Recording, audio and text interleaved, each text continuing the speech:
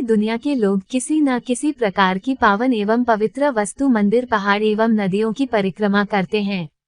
ये सृष्टि के रचयिता की आराधना एवं उसका सत्कार करने का एक प्राचीन तरीका है। तिब्बती भाषा में किसी स्तूप, मूर्ति, नदी और पर्वत की परिक्रमा को कोरा कहा जाता है।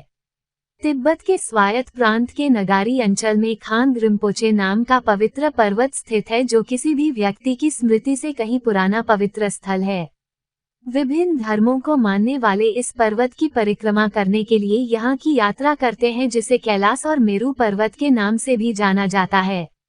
यह पावन पर्वत हिंदुओं, बौद्धों, सिखों, जैनियों, बोनपो और भी कई धार्मिक परंपरा को मानने वाले लोगों के लिए समान रूप से आदरणीय है। बोन लोग ये कोरा घड़ी की सुई की विपरीत दिशा में करते हैं, जबकि बाकी लोग घड़ी की सुई की दिशा में करते हैं।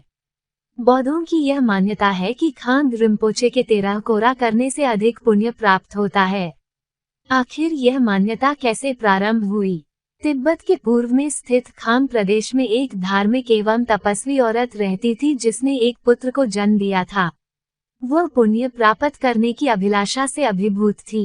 उसने मन ही मन सोचा, कहते हैं कि खांग रिम्पोचे का कोरा करने से सर्वाधिक पुण्य प्राप्ति होती है, अतः मैं अपने पुत्र को साथ लेकर जाऊंगी ताकि हम दोनों को ही पुण्य प्राप्ति हो और हमें भगवान का आशीर्वाद मिले।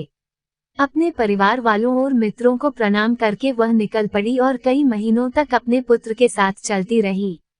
उन लोगों को ठंडे व सूखे मरुस्थलीय और घने घास के मैदानों को पार करना था, जहां जंगली गधे झुंडों में दौड़ते थे। वहां काली गर्दन वाले सारस का समूह आसमान में कुड़कुड़ाता रहता था और हिरन घुटनों तक ऊंची ऊंची घास पर छलांग लगाते थे।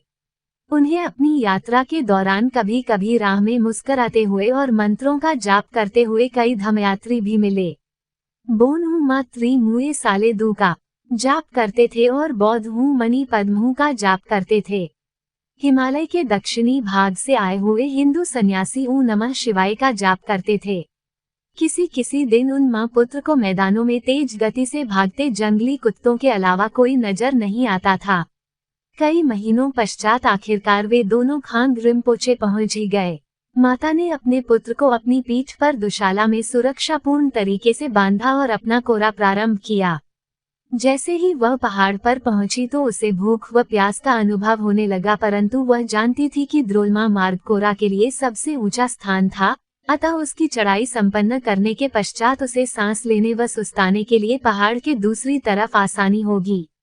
अपने पुत्र को अपने सीने से चिपकाकर वह अपनी हर सांस के साथ ओम मानी पद्महम का जाप करती रही और अपनी चढ़ाई को आगे बढ़ाते रही। अंततः उसने द्रोलमा पास की चढ़ाई संपन्न की और अपनी प्रार्थना व धन्यवाद अर्पित किया। उसे बहुत प्यास लग रही थी, परंतु वहां पीने के लिए पानी नहीं था और उसके आसपास जमा बर्फ की पतली परत कीचड़ से लथपथ थी। उसे उस जगह से नीचे देखने पर कुछ छोटे तालाब दिखाई दे रहे थे, परंतु वे उस रास्ते से लगभग 50 मीटर दूर थे। माता जानती थी कि ये तालाब डाकिनी के स्नान करने के लिए बने तालाब है। डाकिनी एक देवी थी जिसका स्वभाव अच्छे लोगों के लिए बहुत अच्छा और बुरे लोगों के प्रति क्रोधित होता था। हिंदू उसी तालाब को गौरी, जो कि भगवान शिव की पत्नी है, के नहाने का कुंड कहते हैं। तिब्बत में डाकिनी को खादरोमा के नाम से जाना जाता है। धर्मशास्त्र आए प्यासे श्रद्धालु ये जानते थे कि किसी के भी द्वारा डाकिनी के घर की शांति को भंग करना डाकिनी को बिल्कुल नहीं भाता था। परंतु अपनी प्यास को सहन कर पाने में असमर्थ वह माता अपने आप को रोक नहीं पाए और तालाब के पास नीचे की ओर उतर कर आई एवं पानी पीने के लिए नीचे झुकी। उसे इतनी अधिक प्यास लगी थी कि वह तालाब में नीचे झुककर पानी पीने लगी। अचानक ही उसका पुत्र, जिसे उसने अपनी दुशाला की सहायता से अपनी पीठ पर बांध रखा था, वह फिसलकर तालाब के बर्फ जितने ठंडे पानी में जा गिरा। नहीं नहीं नहीं नहीं, वह चिल्लाए। उसने घबराते हुए तेजी से अपने पुत्र को बाहर खींचने का प्रयास किया, परंतु तालाब के अत्यंत ठंडे पानी के कारण उस बच्चे की मृत्यु हो गई। उस माता का हृदय शोक में डूब गया। वह अपने चेहरे को नोचने लगी और अपनी छाती पीटते हुए बिलख बिलख कर रोने लगी।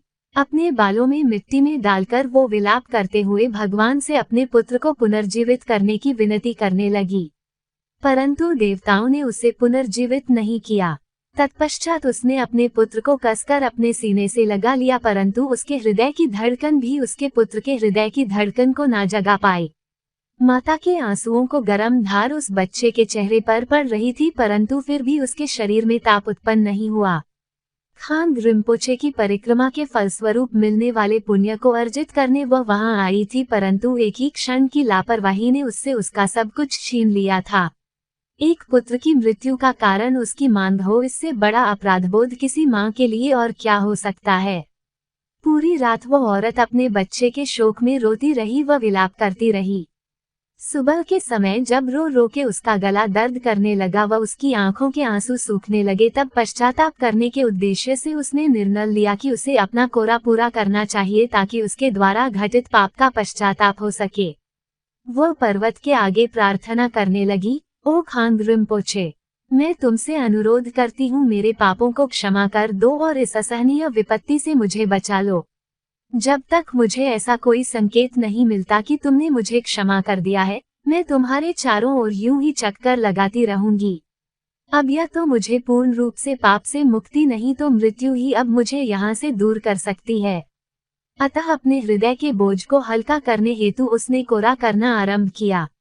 उसने प्रार्थना करते हुए पूर्व तीर्थ यात्रियों के स्वयं के शरीर द्वारा मापित 52 किलोमीटर की लंबाई वाला रास्ता पार किया। गुफाओं में योग और साधना करने वाले लंबे बालों वाले सन्यासियों को पीछे छोड़ते हुए वह अपनी यात्रा पर आगे बढ़ती रही। उसने किसी से भी खाने या पीने के लिए कुछ नहीं मांगा।